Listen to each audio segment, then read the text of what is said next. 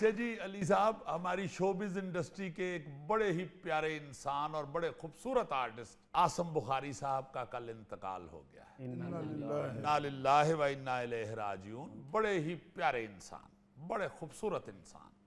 ज़्यादा मैं शख्सियत के हवाले से, उनके किरदार के जो पर्सनल किरदार होता है, करैक्टर होता है बंदे का, उस हवाले से इसलिए बात करता हूँ कि पता चले कि अल्लाह ताला इज्जत ऐसे नहीं दे दे। बेशक इतने खूबसूरत इंसान थे कि मैं आपको बता नहीं सकता।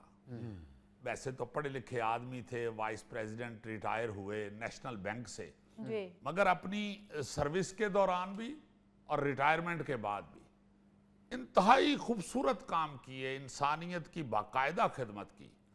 आसरा के नाम से ना जी उन्होंने एक फाउंडेशन सी बनाई हुई थी, उसमें वो बच्चियों की शादियां करवाते थे माशाल्लाह। और बड़ा अरसा वो ये काम करते रहे, बहुत अरसा से टिल डेथ करते रहे बेचारे। साथ उनके जो उनके दोस्त थे, रिटायर ऑफिसर्स और पढ़े लिखे लोग, बुजुर्ग मिले हुए। मॉडल टाउन में रिहाइश थी पहले इनकी, अभी 2 साल हुआ है बहरिया की तरफ शिफ्ट हो गए। वो मॉडल टाउन में ना जी बाकायदा उन्होंने ये बनाई हुई थी एक फाउंडेशन अपनी, जिसमें ये बच्चियों की खिदमत करते थे।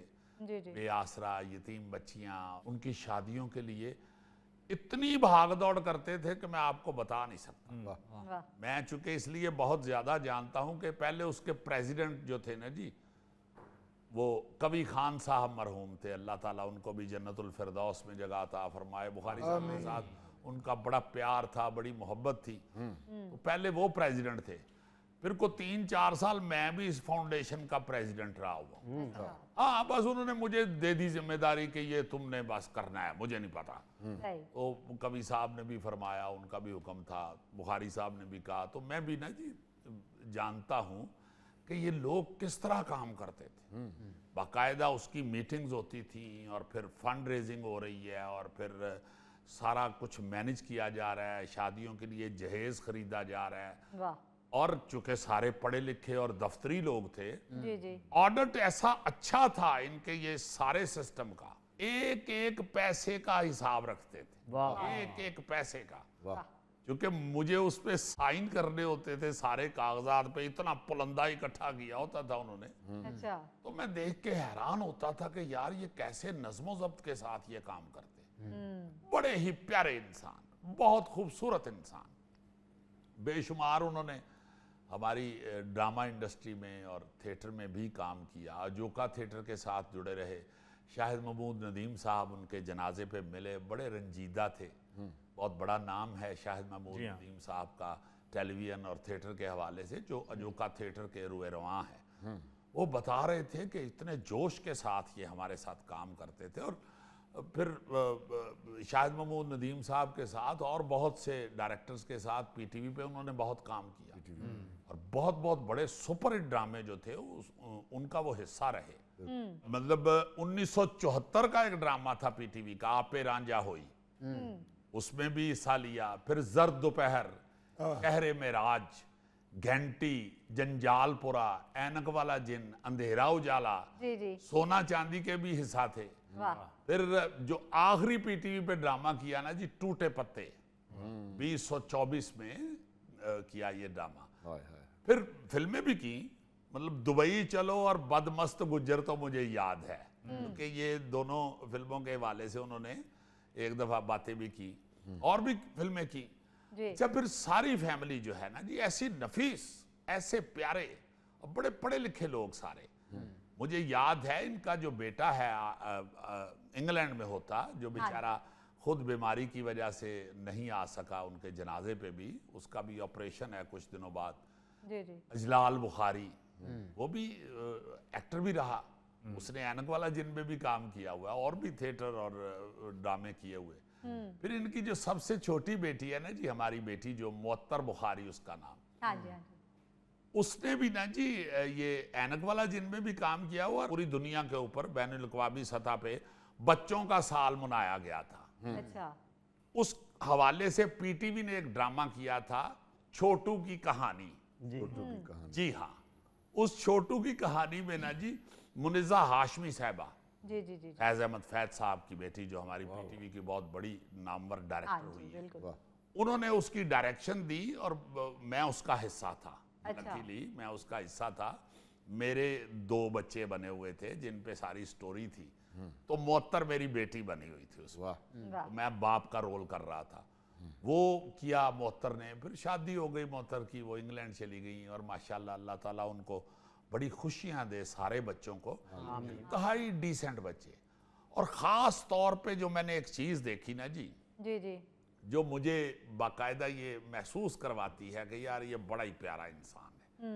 जो भाभी है ना जी, हाँ जी हाँ जी। बेगम साहिबा आसम बुखारी साहब, इतनी प्यारी खातून, इतनी अच्छी खातून, ऐसे सुगड़ खातून बहुत कम नजर आती है। वाह। ऐसा वो इनको सहारा बन के साथ चलती थी, इतना प्यार और इतना सलूक और इतनी निगहदाश्त इनकी करती थी। क्या बात है, ऐसे लगता था कि जैसे ये भी बच्चे हैं घर के। इस तरह वो इनको संभालती थी और इस तरह गाइड कर रही होती थी साथ। और बुखारी साहब भी इंतहाई प्यार करते थे अपनी सारी फैमिली से। क्या बात है। अच्छा, फिर एक और बड़ी खास बात जो पता है काफी लोगों को, कईयों को नहीं पता, बड़े अच्छे शायर भी थे। अच्छा। इंतहाई लिटरेरी आदमी, इंतहाई खूबसूरत अदबी शख्सियत थे। वाह जी वाह।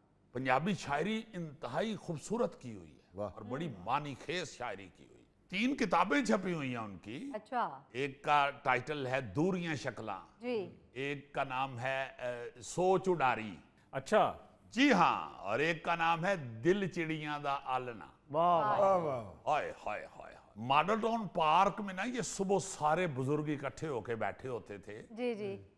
और सारे जो है ना जी उनका फोकस जो है वो आसम बुखारी साहब होते। अच्छा।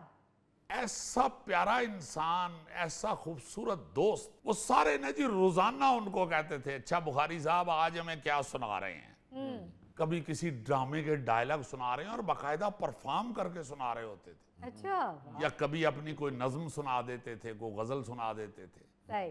कभी किसी फिल्म का सीन याद करवाते थे। लाजमन ना जी वो सारे ग्रोह के अंदर, जिसमें मुस्तनसर हुसैन तारड़ साहब जैसे शख्सियत भी तशरीफ फरमा होती थी। मुस्तनसर साहब माशाल्लाह आप भी जाते हैं, अल्लाह ताला उनको बड़ी लंबी जिंदगी अता करे, आमीन। कभी खान साहब बैठे हुए हैं और सारे पढ़े लिखे लोग ऑफिसर्स बैठे हुए हैं। और वो सब की इंटरटेनमेंट का जो था ना जी जरिया, वो आसम बुखारी साहब होते। ऐसे प्यारे इंसान। क्या बात है। वाह। अच्छा, मैं जनाजे में ये देख रहा था कि जो उनके पुराने मोहल्लेदार थे ना जी, यहाँ मॉडल टाउन में जो उनके साथ रहते थे, 2 साल हो गए थे इनको गए हुए, हाँ जी हाँ जी। वो सारे वहां मौजूद थे।